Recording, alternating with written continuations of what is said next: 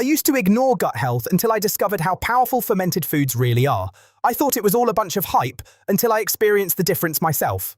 Look, when I first started paying attention to what I was eating, I thought I needed to cut everything out. But honestly, adding the right foods changed everything for me.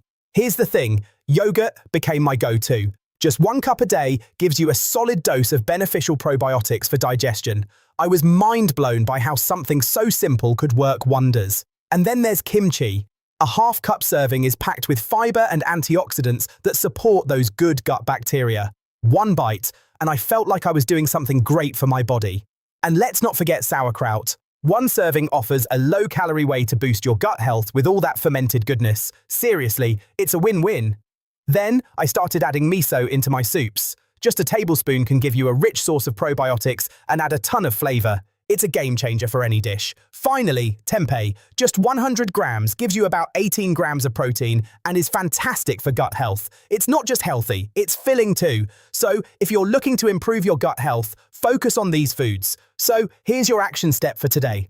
Grab a cup of yogurt or a jar of kimchi on your next grocery run. Your gut will thank you for it. If this helped, subscribe. I put out stuff like this every week.